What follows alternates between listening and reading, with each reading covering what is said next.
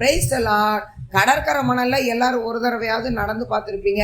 நம்ம வேகமா நடக்க முடியாது, நம்ம செப்பல் மண்ணுக்குள்ள புதஞ்சிரும், கால் மட்டும் வெளியே வரும், சீக்கிரமா வழி எடுத்துரும். ஆனா அதே சமுத்திரத்தை ஒரே ராத்திரியில கிட்டத்தட்ட 20 லட்சத்திற்கும் மேற்பட்ட இஸ்ரவேல் மக்கள் மட்டும் எப்படி தாங்க கடந்து போனாங்க?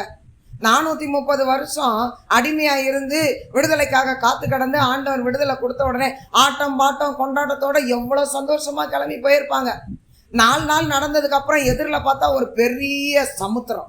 அந்த சமுத்திரத்தை கடந்து போகணும். ஆட்டம் பாட்டம் கொண்டாட்டம் எல்லாம் முடிஞ்சு போச்சு.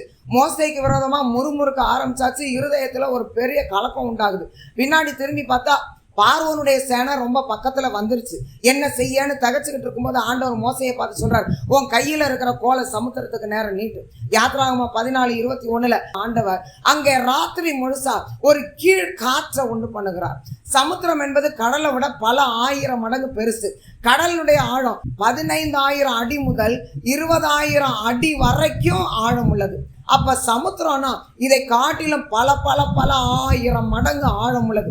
அவ்வளவு ஆழத்துல இருக்கிற தண்ணீர் பொங்கி வந்து 2ஆய் பிளந்து மதில் சுவரை போல இஸ்ரவேலர்களுக்கு நின்றது என்று நம்ம பார்க்கிறோம். அப்பனா கர்த்தரால அனுப்பப்பட்ட அந்த கீழ் காற்றானது எவ்வளவு சீரிட்டு வந்த ஒரு காற்றாய் இருந்திருக்கும். ஏற்கனவே இஸ்ரவேல் மக்கள் பயங்கர கலக்கத்தோட நிக்கிறாங்க.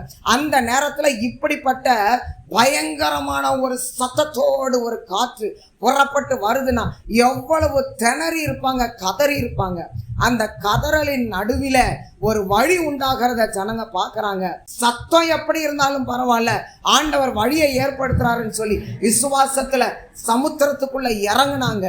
ஆனாலும் எப்படிங்க ஒரு ராத்திரியில அடுத்த கரைக்கு போய் அவங்க சேர முடியும்? உபாகமம் 1:31 ஒரு மனுஷன் தான் பிள்ளைய தோல் மேல சுமக்கிறது போல ஆண்டவர் ஆகிய கர்த்தர் இஸ்ரவேல் மக்களை சுமந்துட்டு கானான் தேசத்துக்குள்ள கொண்டு போய் சேர்த்திருக்காருன்னு சொல்லி அந்த வசனம் நமக்கு நல்லா சொல்லுது பாருங்க.